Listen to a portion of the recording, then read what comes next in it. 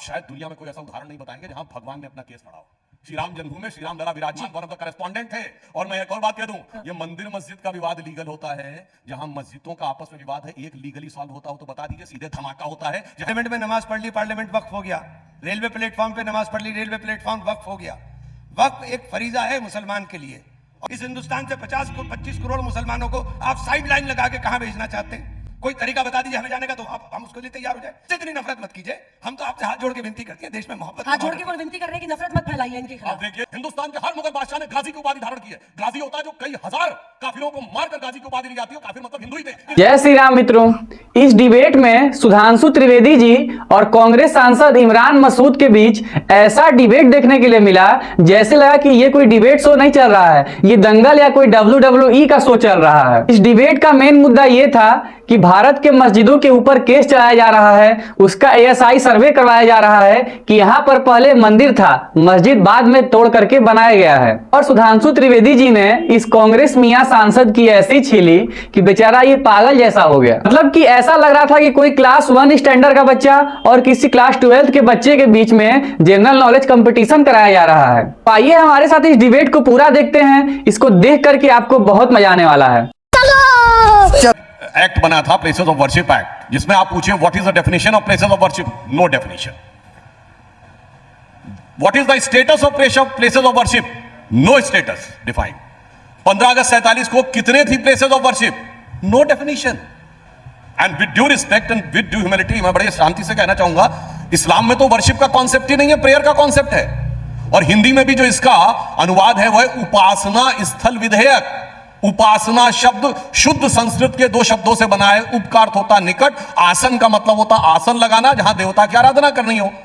तो इस्लाम में ना वर्शिप का कॉन्सेप्ट है ना प्लेस का कॉन्सेप्ट है, क्योंकि वहां आपने देखा होगा कि अगर नमाज पढ़नी हो तो आदमी रेलवे प्लेटफॉर्म पे भी कर लेता है, सड़क पे भी आपने देखा होगा, एयरपोर्ट में भी देखा होगा, सब जगह देखा होगा, नहीं अभी और सुनिए, बैंक में भी देखा होगा। तो मुझे लगता इतना विचित्र लीगल एंगल वाला एक्ट हिंदुस्तान के इतिहास में कभी नहीं बना होगा जिसमें कोई डेफिनेशन ही नहीं थी। इसीलिए मैं कहना चाहता हूं, उसमें ये 91 में बना, तब तक कश्मीर में जो मंदिर तोड़ दिए गए थे उनका कोई उल्लेख है इसमें कि उनका 1947 का स्टेटस रिजॉल्व होगा? नहीं। अब आप आइए, ज्ञानवापी का आपने बात कही, 93 में मुलायम सिंह की सरकार ने तहखाने में पूजा रोकी थी, तो 47 का तो स्टेटस कुछ और था।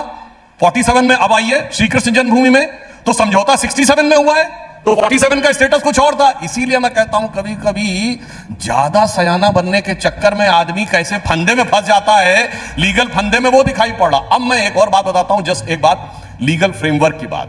देखिए कितना बेहतरीन ये सेकुलर तोहफा इस देश को दिया गया कि अगर हिंदू समाज को लगे कि आपका धर्म स्थल भी, जिसके सबूत अवेलेबल हैं, ज्ञानवापी पे फतवाए आलमगीरी का में पूरे एक तो होता है कि किसी ने किताब में लिखा है, एक होता है गवर्नमेंट ऑर्डर, जैसे आज राजाज्ञा निकलती है ना, by this order number so and so, वो औरंगजेब के जमाने के फतवे हैं। उसके बाद भी आप उस पर क्लेम नहीं कर सकते, ठीक है, इट्स ओके।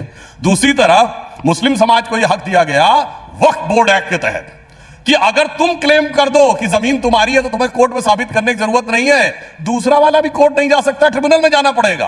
अरे बाप रे, ये तो धोती खोल रहा है। आप सोचिए ऐसा बेहतरीन लीगल फ्रेमवर्क, और लीगल के प्रति हमारी आस्था क्या है। आप शायद दुनिया में कोई ऐसा उदाहरण नहीं बताएंगे जहां भगवान ने अपना केस लड़ा हो। श्री राम जन्मभूमि में श्री राम लला विराजमान, वन ऑफ द करेस्पॉन्डेंट थे। और मैं एक और बात कह दूं, ये मंदिर मस्जिद का विवाद लीगल होता है, जहां मस्जिदों का आपस में विवाद है एक लीगली सॉल्व होता हो तो बता दीजिए, सीधे धमाका होता है, चाहे पेशावर में हो, चाहे सीरिया में हो, चाहे इराक में हो, और चाहे हिंदुस्तान के चरारे शरीफ में हो। चरारे शरीफ की दरगाह जला दी गई थी, किस लिए? उन्होंने कहा साहब ये तो सूफी है, इस्लाम के लिए कुफ्र है, इसलिए जला दो। कोई लीगल हुआ था? लीगल सिर्फ इसलिए है कि भारत में है, लीगल सिर्फ इसलिए है कि हिंदू बाहुल्य क्षेत्र में खड़े हैं। का जब भी ऑर्डर होता है कोर्ट के आदेश से होता है, उसको बाधित करना, पत्थरबाजी संभल में करना कहां तक सही है? नहीं, सवाल तो पूरा होने दीजिए। जैसे उनसे प्रश्न पूछा था, आपसे भी पूछूंगी। और दूसरी तरफ ये सवाल उठता है कि वक्फ कह दे कि संसद वाली जमीन हमारी है, सूरत म्युनिसिपल कॉर्पोरेशन की बिल्डिंग हमारी है, तो उनका क्लेम हो जाता है, ये कैसे जस्टिफाइड? उसका कोई मतलब कोई, मैं उसका तोड़ ही नहीं समझ सकता हूं कि कितने बेहतरीन तरीके से झूठ प्रचार किया जा रहा है कि वक्फ किसी भी जमीन को घोषित कर देगा। मैंने कहा था कि हम पार्लियामेंट में नमाज पढ़ लेंगे तो कि पार्लियामेंट वक्फ थोड़ी हो जाएगा, कि पार्लियामेंट में नमाज पढ़ ली, पार्लियामेंट वक्फ हो गया। रेलवे प्लेटफॉर्म पे नमाज पढ़ ली, रेलवे प्लेटफॉर्म वक्फ हो गया। वक्फ एक फरीजा है मुसलमान के लिए, और वक्फ वो प्रॉपर्टी हो सकती है जिसका मालकाना हक उसके पास हो, वो वक्फ कर सकता है। वक्फ बोर्ड सिर्फ एक कस्टोडियन है उसकी देखभाल करने के लिए। वक्फ बोर्ड की हैसियत नहीं है कि वक्फ बोर्ड ये कह देगा कि ये वक्फ है। ये ऐसा झूठ फैलाया जा रहा है कि वो अदालत नहीं जा सकते। अरे भाई 12,500 मुकदमे वक्फ की अदालतों में चल रहे हैं, आप कह रहे हैं अदालत नहीं जा सकते। वक्फ की अदालत, वक्फ की अदालत में नहीं, अदालत में। वक्फ देखिए, वक्फ की अदालत में नहीं, अदालत में। आप ट्रिब्यूनल का फैसला अगर आता है तो आप जाइए हाई कोर्ट, हाई कोर्ट में अंदर। ये कैसे मुमकिन होगा कि वक्फ बोर्ड को इतनी वो इतने कहीं कह दिया कि साहब ये वक्फ है और उसके बाद उसकी कोई सुनवाई नहीं होगी, कोई अदालत के अंदर नहीं जाएगा। कितना झूठ आप बोलोगे, ये समझ से बाहर है। इतना मत बोलिए, लोगों को समझ में आता है, ऐसा नहीं है।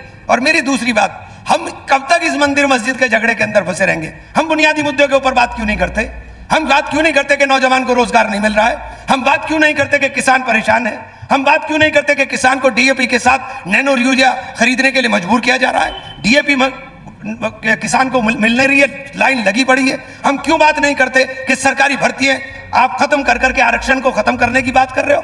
हम बात इस पे नहीं करते, हम बात चर्चाएं कर रहे हैं मंदिर पे, मस्जिद पे, हिंदू पे, मुसलमान पे। आप मुझे बताइए, इस हिंदुस्तान से 25 करोड़ मुसलमानों को आप साइड लाइन लगा के कहां भेजना चाहते हैं? कोई तरीका बता दीजिए हमें जाने का, तो हम उसके लिए तैयार हो जाए।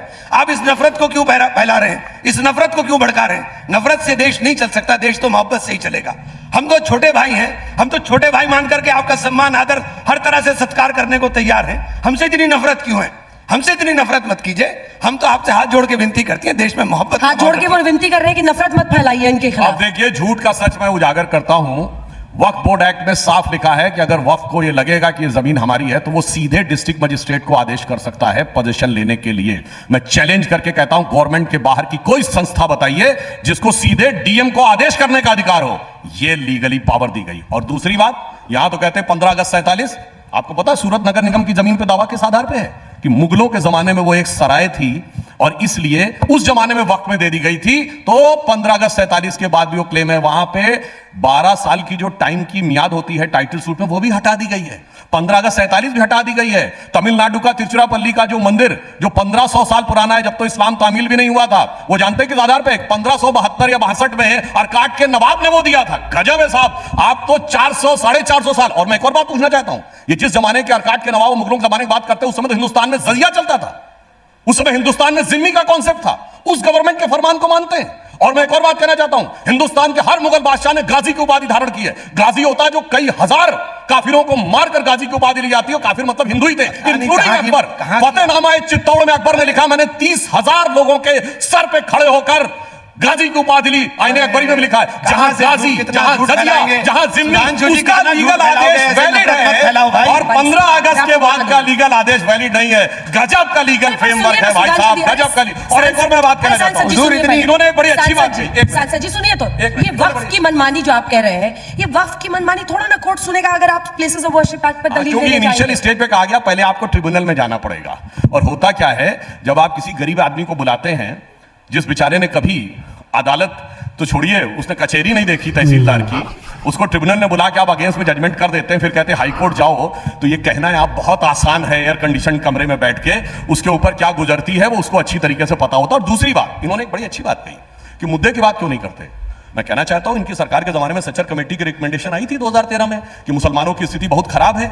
और मैं तो यूपी का रहने वाला हूं, यूपी के हैं। सन 47 में यूपी में ब्यूरोक्रेसी में 20% मुसलमान था, 2% नहीं रह गया है। पढ़ाई लिखाई में सबसे ज्यादा था। 1931 के सेंसस में उत्तर प्रदेश में कास्ट वाइज सेंसस था, हिंदू समाज की सबसे पढ़ी लिखी जाति ब्राह्मण मानी जाती थी, वो 15% रेट ऑफ लिटरेसी थी।